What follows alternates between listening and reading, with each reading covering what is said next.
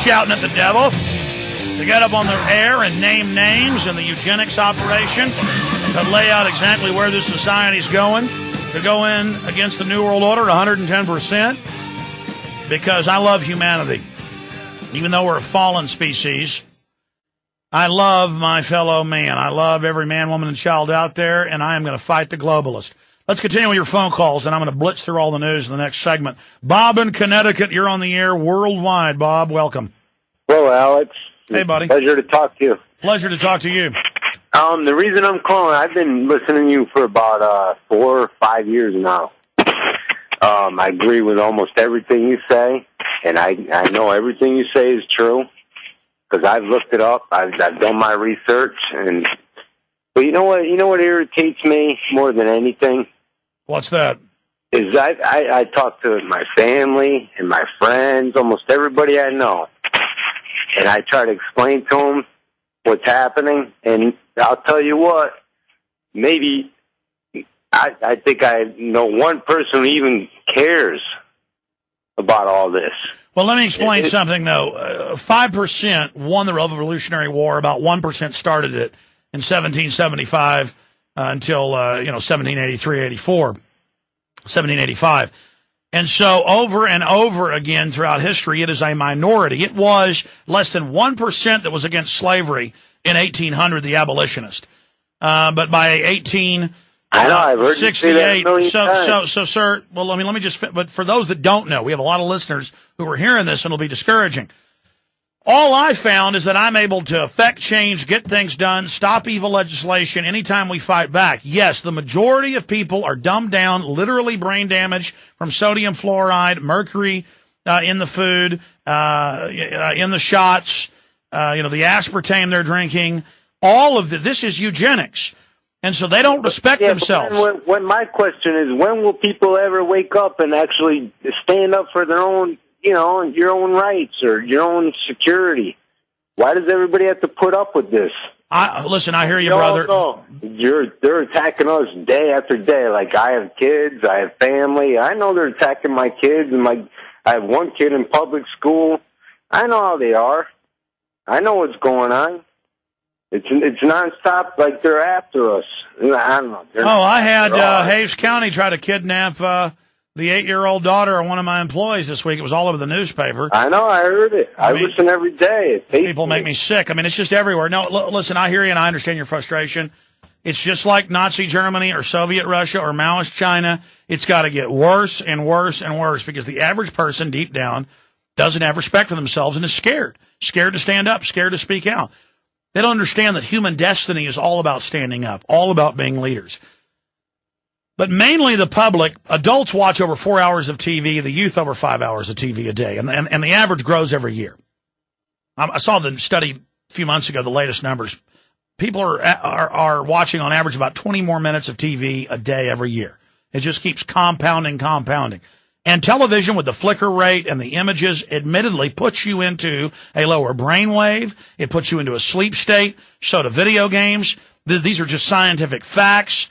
You can search engine, Google the term Alzheimer's, television viewing, it literally fries your brain. Whereas radio and reading boost your brain, your neuron connections, because when you hear me say yellow bicycle or Cape Canaveral or space shuttle or the dimensions of Miss America.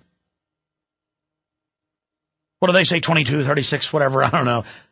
What's the dimensions of Miss America? Pull it up and I'll say it on air. When I give those dimensions, you imagine a woman with large breast, a small waist, nice figured, you image that. If I say space shuttle, you image space shuttle. That makes new neurons, new connections. With television, you go into suspended disbelief. You go into a gawking mode. Your brain waves lower. And people are doing this 3, 4, 5 hours a day. What's the dimensions for Miss America? I'm going to go ahead and say it on air. Give it to us. 36, 24, 36. All right, there you go. Say it again so I can remember it. 36, 24, 36. All right, there you go. Now you're all imaging girls in bikinis up on a stage. But if you were watching television, you would just be watching the girls on the stage.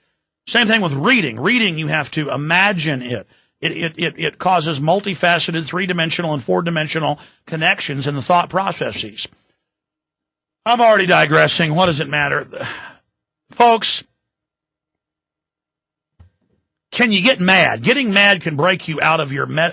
Number one, people aren't just mesmerized or under a spell. They're also societally under peer pressure.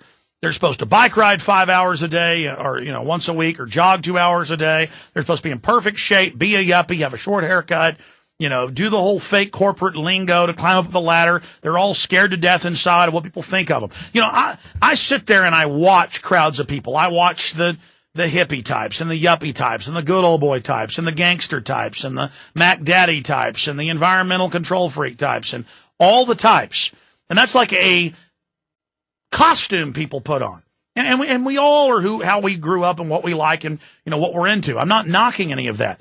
The issue is I sit there. I was at the gym today and I was running on the treadmill to get warmed up. And I was, before I went and lift weights, and I was watching people in the parking lot going next door to a Mexican food restaurant. And I was watching young people and old people and, good looking women. And the good looking women were so insecure. They'd get out and adjust their pants and they'd adjust their bra and they'd adjust their hair and they'd kind of, get in their beautiful mode of kind of sticking their chest out and swaggering into the Mexican food restaurant.